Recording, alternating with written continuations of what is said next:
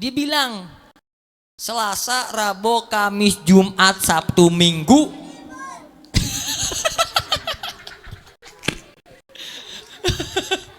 Emang minggu libur sayang bener. Bukan gitu ceritanya. Selasa, Rabu, Kamis, Jumat, Sabtu, Minggu disiksa tuh Abu Lahab sama bininya. Abu Lahab doangan deh. Bininya apalagi tukang kompor.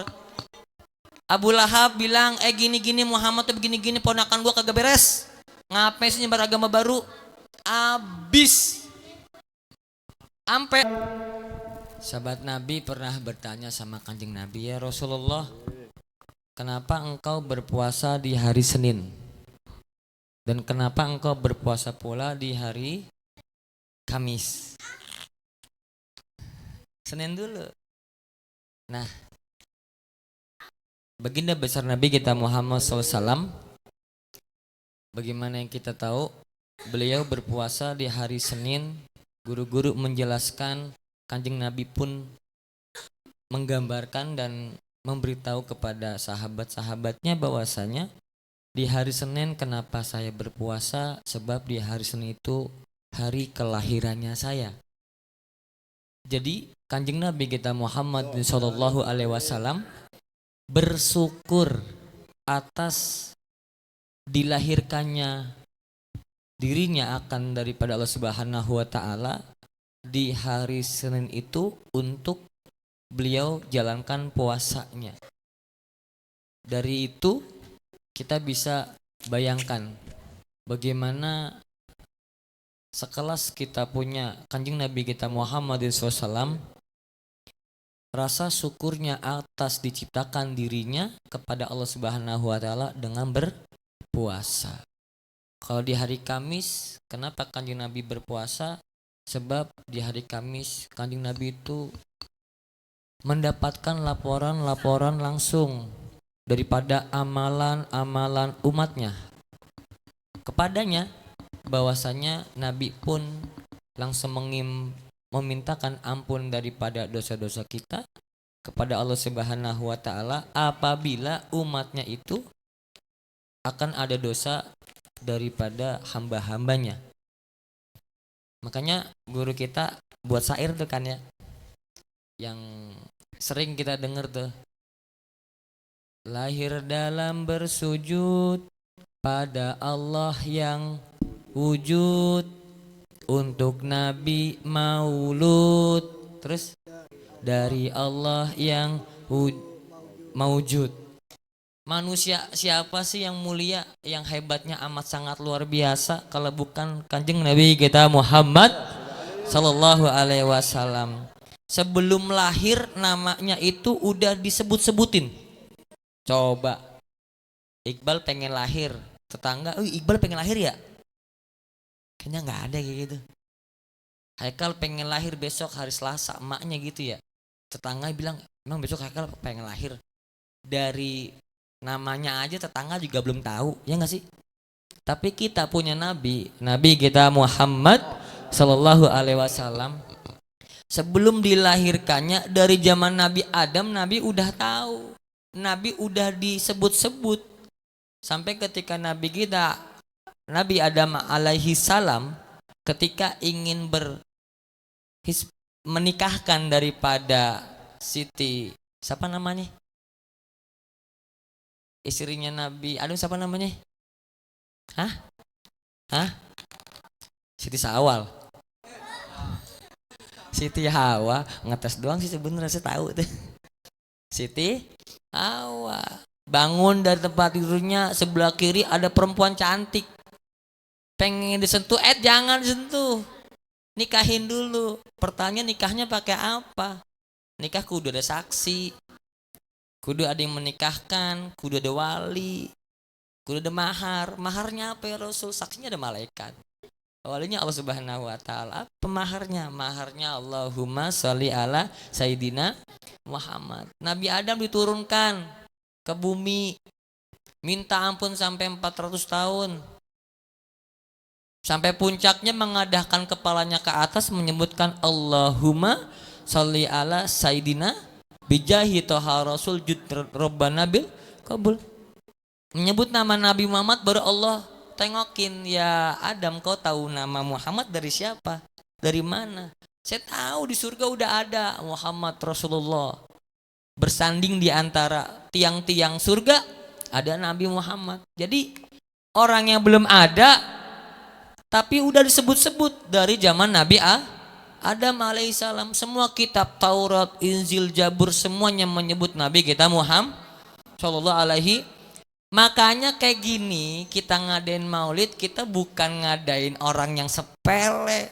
Yang kita adain yang kita mauludin, yang kita adain ulang tahun itu adalah orang yang mulia, orang yang dicintain Allah. Siapa yang mencintai sesuatu yang dicintai itu adalah orang yang mulia, kita akan dicintai sama orang yang mulia. Kita cinta sama Kanjeng Nabi. Sebab Kanjeng Nabi dicintai sama Allah, kita pasti dicintai sama Allah Subhanahu wa Ta'ala. Kita nggak ada sia-sia di sini, nggak ada sia-sianya. Sampai tahu Abu Lahab, tabat yada abila Abi Wahab, Abi Wahab, ngaco lu kal, Abi Wahab, Abi Wahab, Abu Lahab. Lu ngomong yang bener. Kaget, astagfirullahaladzim. Ini TPA nggak sih lu? Agak lagi. Apa? Tabat yada abila Abi Wahab. Abi apa nih? Tar dulu mikir lagi. Abi Lahab. Tabat yada abila Abi. Celaka. Buat siapa? Abu Lahab, guys. Saking celakanya nih, tangan kaki ape-ape yang dia punya bakal hancur di dalam neraka. Sebab ape? Mulutnya itu nggak bisa diem. Ngape? Ngomporin orang tetangganya, padahal tuh pamannya padahal nggak gitu. Ngegendong Kanjeng Nabi ketika lahiran, ngemerdekain banyak budak, ngemotong kambing buat syukuran, pamannya. Tapi ketika udah gede, gedek sama Nabi Muhammad. Kenapa? Ya karena takut disaingi. Sebab Abu Lahab termasuk orang-orang yang dipandang di kota Mekah. Gengsi, guys, gengsi. Sebab gengsinya itu berakibat fatal. Sampai difatwakan Allah Subhanahu wa Ta'ala, tabat yada abila abi watabma agna anhu maluhu wa ma sayaslanaron jatala habiwam ra'atuhu hammal. Enggak Abu Lahab aja, emak bininya juga. Bapaknya kompor, bininya kompor, meleduk beneran. Tapi setiap hari Senin, di sahabat ada yang mimpi apa bagaimana gitu, ketemu Abu Lahab. Dia bilang Selasa, Rabu, Kamis, Jumat, Sabtu, Minggu.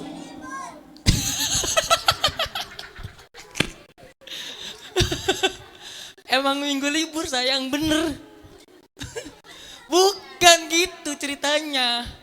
Selasa, Rabu, Kamis, Jumat, Sabtu, Minggu disiksa tuh Abu Lahab sama bininya. Abu Lahab doangan deh, bininya apalagi tukang kompor. Abu Lahab bilang, gini-gini Muhammad tuh begini-gini, ponakan gua kagak beres. Ngapain sih nyebar agama baru? Abis. Ampe tau kagak? Itu batu, pengen dilemparin ke Kanjeng Nabi lagi sholat. Itu batu nggak bisa gerak di kepalanya tuh. Tapi udah dia pegang begitu, nggak bisa turun tuh batu dari atas kepalanya. Dipegang berjam-jam sampai ke kabilahnya. Dibilang nih di kepala saya ada batu gede. Kata kabilahnya, lu ngaco. Di kepala lu kagak ada ape-ape tapi ada batu. Di orang-orang tetangganya nggak bisa diliatin sama Allah Subhanahu wa Ta'ala. Saking kejemnya, bencinya Abu Lahab sama Kanjeng Nabi. Apa? Selasa, Rabu, Kamis, Jumat, Sabtu, Minggu disiksa sama Allah Subhanahu wa Ta'ala di alam kuburnya sampai sekarang. Tapi ketika di hari Senin mendapatkan kenikmatan di alam kuburnya, kenikmatan yang Allah berikan istimewa. Sebab Abu Lahab pernah bergembira. Abu Lahab guys, udah jelas-jelas di ultimatum dalam Al-Quran, tapi masih diberi kebahagiaan di alam kuburnya setiap hari Senin. Sampai lagi kita setiap ada maulid girang, ada pengajian Kanjeng Nabi girang. Udah sorga. Makanya kita mah ngomongnya sorga yang baik-baik aja. Orang Islam itu pasti masuk sorga. Yang kagak mau, yang kagak sorga, orang yang kagak mau kata Nabi. Semua umat saya masuk sorga kecuali yang kagak mau. Nabi nggak bilang apa ya, kalau kata Habib Muhammad tuh kemarin bilang, Nabi nggak bilang menyumpai apa umat siapa yang ke surga. Yang kagak mau, semuanya itu saya ajak ke surga. Tapi yang kagak mau ke surga aja yang kagak mau. Aneh juga gitu loh. Ada yang kagak mau ke surga, ya ada aja. Depan rumah pengajian kagak mau ngaji, kan kagak mau berbuat baik. Ya kagak sih? Di depan rumah ada masjid tapi nggak mau jamaah. Ya bahasanya kelas-kelasan. Hatta dia nanti ke neraka dulu, pasti ke surga aja di ujung-ujungnya. Itulah umatnya Nabi kita mau. Makanya kita beruntung. Akhirnya kalau gitu main mau tadi ya udah nggak usah ibadah aja lah. Iya terserah lu. Orang Islam pasti masuk surga, tapi kelas mana dulu? PPAP apa kelas klasik? Sama aja dong.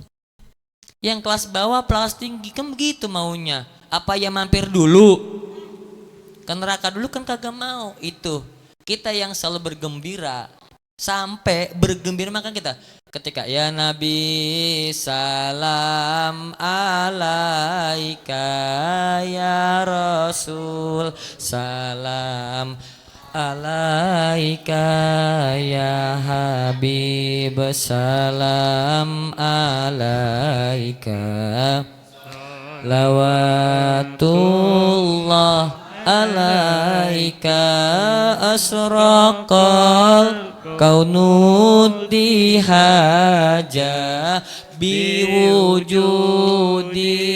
mustafa. Oke. Ketika ya Nabi salam alaika, itu yang mencontohkan siapa? Yang mencontohkan itu para malaikat. Ketika kan telah lahir dalam bersujud, Nabi lahirnya sujud, udah kesunat, udah nggak ada darah. Bidannya istimewa. Satu bidan manusia, dua bidan ahli sorga. Bidadari diturun dari sorga. Siapa namanya? Istrinya Fir'aun. Canggih. Istrinya Fir'aun Allah turunin dari surga. Siapa namanya? Kakak ngomong. Iya, saya kasih tahu. Namanya Asia. Siapa? Asia. Sayyidati Asia, padahal istrinya Fir'aun. Bagaimana istimewanya istrinya Fir'aun sampai Allah panggil dari surga untuk menemani Kanjeng Nabi lahiran. Kok bisa istrinya Fir'aun? Siapa yang gak kenal Fir'aun? Kenal Pul? Kenal di mana? Pak, kenal di mana? Kata si Pul, ente kenal si Fir'aun? Akbar mana? Bar, kenal di mana Bar? Siapa yang gak kenal Fir'aun? Ngaku-ngaku Tuhan. Udah jelas manusia biasa ngaku Tuhan. Matinya tenggelam di sungai Nil. Sampai sekarang mayatnya masih ada. Anehnya kenapa istrinya istimewa di hadapan Allah? Sebab sabar sama suami. Walaupun bapaknya begitu gedeknya minta ampun. Udah jelas Nabi Isa itu seorang Nabi Musa seorang Rasul. Sebab Siti Aisyah nolong Nabi Musa ketika dialirin di sungai. Dapat taufik hidayah. Saya kalau cerita panjang nih. Sampai suatu kejadian Fir'aun lagi berburu. Kamarnya Siti Aisyah wanginya sampai keluar kamar. Biasanya pulang dari berburu tengah malam, ini pulangnya sore. Kecium bau wangi sampai keluar kamar, dibuka. Aisyah lagi sujud. Ketika lagi sujud, ditendang pantatnya tuh sama Fir'aun. Kalau bahasa sekarang bagaimana ya, Baya? Ditendang pantat sampai ngeguling-guling. Saking kerasnya tendangannya Fir'aun. Kenapa?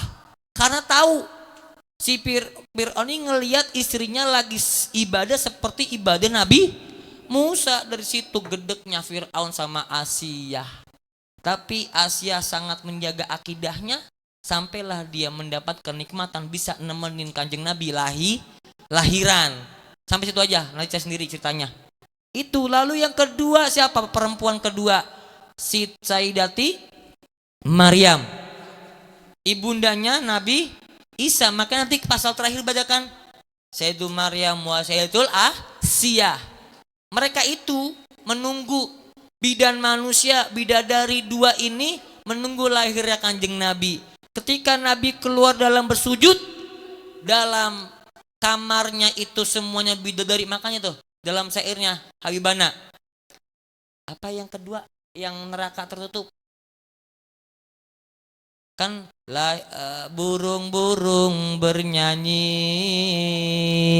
matahari berseri,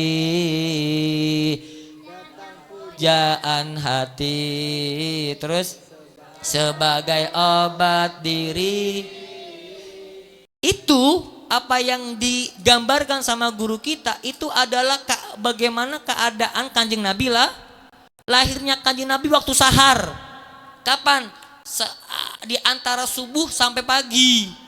Makanya matahari berseri, terus bidadari. Pul, yang bener bacanya. Sini saya nggak hafal soalnya. Ya kan? Yang mana tadi tuh Ya kan, manusia, burung-burung bernyanyi, matahari berseri, datang pujaan hati sebagai obat diri. Nah nih, malaikat memuji, bidadari berseri, menyambut sang Nabi dari Allahu Rabbi. Hancurlah, terkunci sambutan untuk umat manusia. Ini syair betul apa yang ditulis sama guru kita, apa yang terjadi ketika Sayyidatu Aminah lahiran. Nggak sakit, tanya emak kalau lahiran bocah sakit nggak mak? Sakit. Bocah dengerin. Emak lu kalau ngarir lu tuh sakit, jangan ngelawan sama emak, jangan bawa-bawa. Aduh serem. Makanya ngasih tahu nih, emak kita kalau lagi lahiran sakit, jangan suka ngelawan emak kita. Tapi kalau Nabi kita Muhammad lahiran nggak ada rasa sakit. Sampai ini matanya Aminah itu dibukakan sama Allah, itu tembok nembus sampai ke Majusi. Itu Majusi. Nah, sebelahnya Cakung, belah kiri. Majusi itu tempat orang nyembah api, disiram air kagak padam. Tapi ketika Kanjeng Nabi lahir, padam seketika. Bingung orang Majusi, berhala hancur kagak ada nyenggol. Bidadari turun, saya bilang bidadari turun kemana? Ke kamarnya Kanjeng Ini saya ngomong bener loh, bukan saya ngomong ngarang-ngarang loh.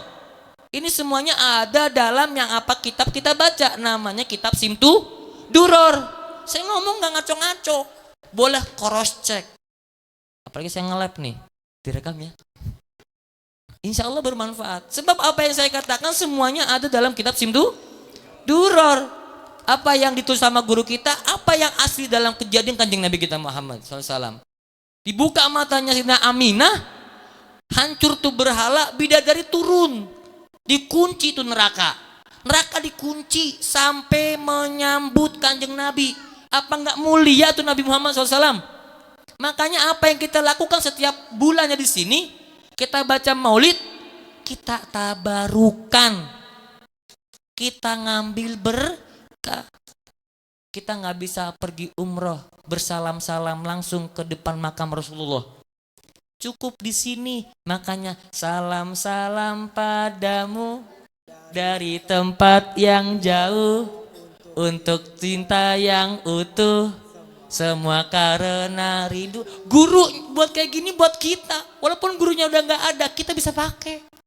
Itulah guru kita Habibana Hasan bin Ja'far As-Sakaf.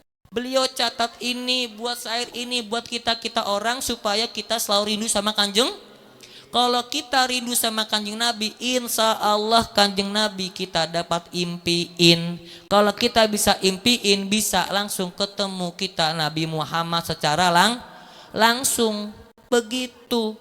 Alhasil, semua orang di surga turun, pintu neraka dikunci. Malaikat yang gak keduman gak boleh turun, kagak boleh masuk kamar. Di luar kamar Kanjeng Nabi, malaikat kan cowok semua. Bidadari kan perempuan di dalam kamar Kanjeng Nabi. Ketika Nabi turun, ketika Nabi lahir, ya Nabi salam alaika ya Rasul, salam alaika ya Habib, salam alaika salawatullah. Jadi jangan remehkan makhluk qiyam. Jangan alasan gak berdiri. Yang ngajarin berdiri ya para malaikat. Sampai marhaban ya marhaban ya nurul aini, marhaban Husaini, marhaban itu siapa yang berucap? Para malaikat. Bagaimana berbahagia di malam hari itu menjelang pagi, yang mana keadaan malam itu seperti siang. Kalau pengen melihat buktinya, ya setiap tanggal 12 sampai tanggal 15 itu bulannya terang. Kenapa? Karena kalau dalam Islam menghitung bulan itu dan menghitung tahun itu pakai komariah, pakai bulan. Kelihatan bulannya terang, makanya Kanjeng Nabi lahir di antara tanggal 12. Bulannya terang begitu indah.